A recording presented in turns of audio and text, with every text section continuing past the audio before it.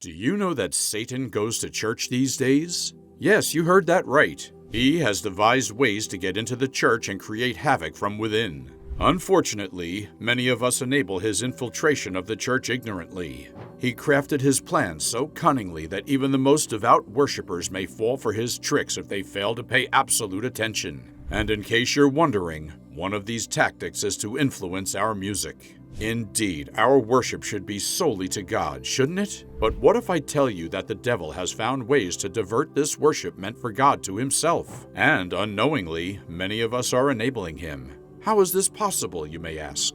Well, walk with me as I delve into this mysterious issue and expose all the numerous ways the devil is influencing our praises in the church today.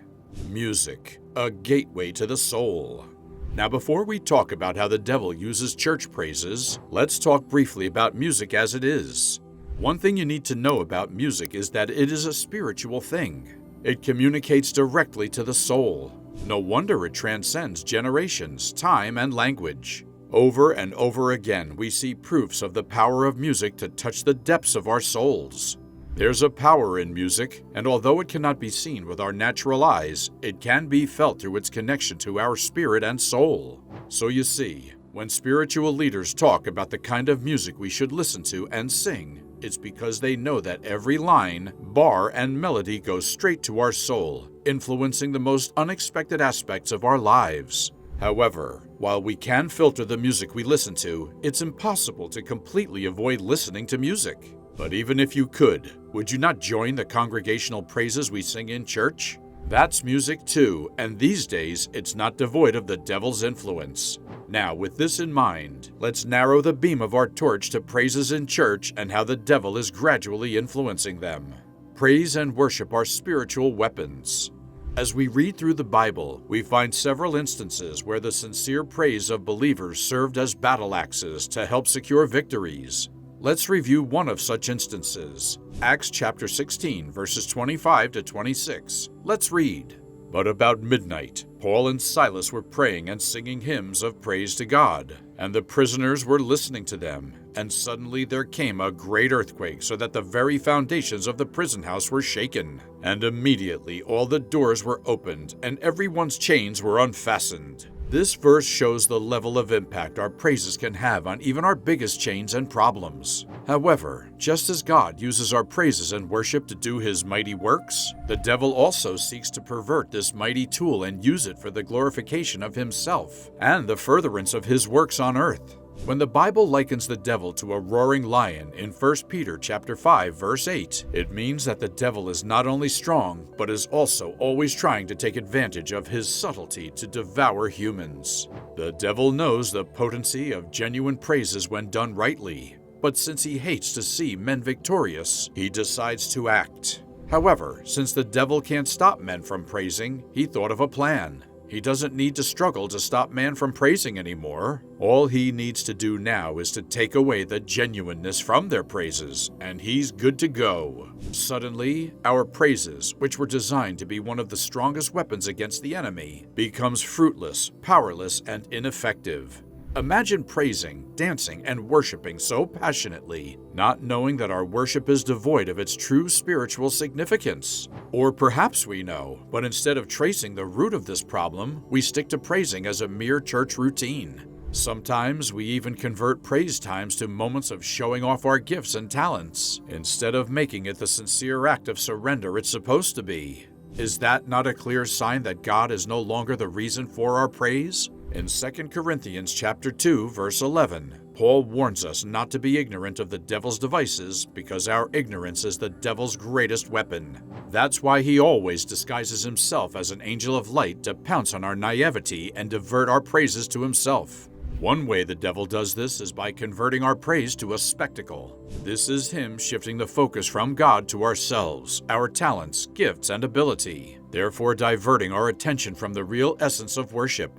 Worship is when we give our deepest affection and highest praise to something. So, true worship of God is when we love him with all our heart, soul, mind, and strength. It's when we prize God above everything else and put him first in our hearts. This leads me to ask the all-important question: do we really worship in our praises, Or have we replaced the element of true worship with the desire to impress others and create a show where we can exalt our strength? If we have, it's a clear sign that our praises and worship have become empty and mundane. Well, to understand Satan's role in diverting true praise and worship as we know it today, let's go back to the origin of music itself. Let me begin by emphasizing that God created music. Romans 11 verse 36. For everything comes from Him and exists by His power and is intended for His glory. All glory to Him forever. Amen. Everything here includes music, praises, and our worship. However, before Satan's fall, God gave him charge over music. He was head over the angelic choir and constantly worshipped God. So you see, Satan has always been interested in music, and since he was in charge of music from the beginning, you can imagine that he understands the power of music. Ezekiel 28 verses 13 to 15 describes him as being adorned with precious stones and having musical instruments specially prepared for him. So you see, Lucifer's role in heaven was special and elevated, from where he led and controlled the worship of Yahweh. Recall that Lucifer was a cherub, which positions him very close to God's throne. So, as he and all the other angels worshipped, he had a slight idea of how the praises moved God. In fact, he soon desired to receive the worship and feel what God feels when he's being worshipped, and that set the stage for his eventual eviction from heaven. Fast forward to after his eviction from heaven, the devil continues to seek praises for himself. In fact, he has taken it a step further by seeking to become the object of man's praise. But does he not know how dear man is to God, or how much God enjoys our genuine praises? Of course he does. And that's the reason he's obsessed with stealing praise from God. Recall that when Satan fell, he fell with his musical gift. God didn't take it away from him, so he constantly uses these musical abilities and his knowledge of the powers of praise to divert praise to himself. So, what are some of the strategies the devil is using to distort our worship to God?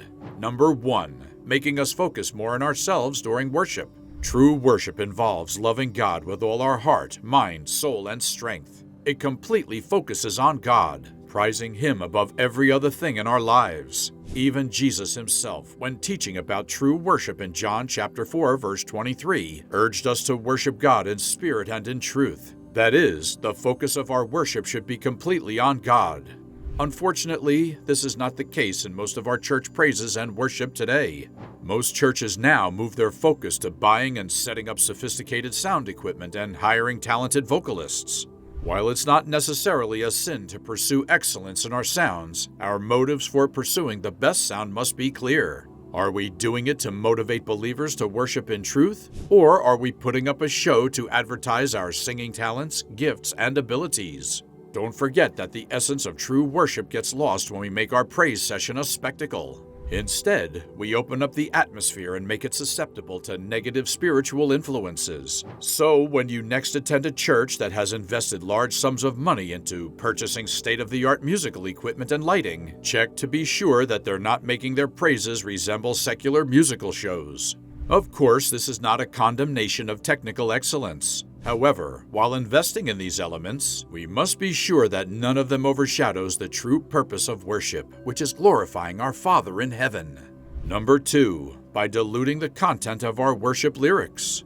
Again, the devil, being a former worship leader, understands the implication of content. He knows that for our worship to be genuine and effective, it must contain the right lyrics that glorify God. Thus, he acts by causing us to dilute our praises and worship songs with slang and popular sayings that originate from worldly sources. When our praise songs become theologically shallow and poor in spiritual meaning, we're shifting our focus from God to our emotions. Every word in our worship, every line should exalt God's holiness and sovereignty, not the feelings of the worshipers. Have you not seen churches compose praise songs that eulogize their pastors, church leaders, and financiers? It's a popular sight in popular churches and big congregations these days. Our praises are no longer as spiritual as they used to be. They no longer exalt God's holiness and sovereignty. Instead, they're helping to further divert our focus from God. By influencing the lyrics of our praises, the devil is causing a misunderstanding of God's true nature and character. Our worship song should not be composed to please anybody but God. When we begin to focus on pleasing anybody apart from God with our worship, it leads to serious theological compromises. The devil also often instills the pressure to produce viral hits that will make worshipers popular on social media and TV stations. This pressure can cause worshipers to prioritize the composure of catchy melodies over biblical depths. This shift, although often small and unnoticeable, can divert our attention from God, who is supposed to be the center of our worship. Another important aspect is how worship leaders are treated during worship sessions. While it's okay to give honor where due, we must be careful to ensure that we do not idolize praise leaders and musicians. When we do, it distorts the purpose of worship. Our worship should point to God and not revolve around human personalities. This is because focusing too much on respecting and honoring worship leaders can lead to subtle idolatry, where God's presence becomes secondary to the presence of Christian celebrities. But how do we stop the devil from taking over our praise? Now, brothers and sisters, we must pay deep attention to the lyrics of our praise songs, ensuring that they reflect correct theological doctrines, because even the slightest shift from sound doctrine can divert the people's attention from God's personality and what He does for us. Colossians 3:16. Let the word of Christ dwell in you richly. Teach and admonish one another in all wisdom, and with gratitude in your hearts sing psalms, hymns, and spiritual songs to God. This verse talks about the need for the lyrics of our songs to reflect biblical truths, because anything besides that can make our praise songs a tool in the hands of the enemy to divert our focus from God to superficial things. Therefore, every worshiper must give themselves to constantly studying the Word of God. It is only by constantly studying the Word that we can be confident that He dwells in our hearts and will lead us in all things, including showing us how to worship correctly. When we fail to pay attention to a detailed study of God's words, our lyrics become superficial and empty, containing doctrinal errors that will thwart the real essence of worship and cause worshipers to misunderstand the concept of the Christian faith. God, in His infinite wisdom, knows that the devil will take this path, and that's why the Bible repeatedly emphasizes the importance of correct teaching and sound doctrine. No doubt, worship lyrics have a significant impact on how worshipers understand and serve God. The songs we sing repeatedly during worship sessions influence our understanding of who God is and what He can do. If these songs contain lyrics that do not exactly conform to sound theology, they can contribute to distorting our faith and making us focus less on God. A typical example is the many modern gospel songs that emphasize only material blessings and well-being. Although these songs sound motivational, they often promote a distorted view of the gospel. It leads to what we know today as prosperity theology, a concept that emphasizes that true faith will always result in material prosperity. Proponents of this theology ignore other crucial aspects of biblical teachings, like suffering and sanctification. Additionally, since this kind of worship excessively prioritizes man's emotions and experiences over Christ's redemptive work on the cross and God's glory, it leads to man-centered worship. But then, worship should focus on reflecting God's truth and not our experiences and emotions. It should focus on revealing God to worshipers and helping them gain a deeper understanding of His love. Therefore, worship leaders must understand the enormous responsibility bestowed on them as the guardians of worship in the congregation. They must note their influence on how people understand God and worship Him. Thus, they must seek to constantly know God better so that they can reveal Him more in their lyrics. Worship leaders must also note that they are ministers and that ministers will be judged on a higher pedestal.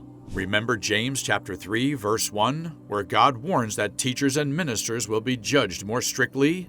Therefore, worship leaders must be constantly connected to God's Spirit so that they can discern and avoid the influence of the devil. They must understand that their role goes beyond leading the people in praise. It also involves guiding people in all spiritual truth. And how can you guide God's people without a deep understanding of the Bible and an effective prayer life? Once again, I must re-emphasize that praise is a powerful and sacred experience. The devil understands the power of genuine praise in the lives of Christian believers, so he'll do anything he can to distort our praise and cause us to focus less on God our Father.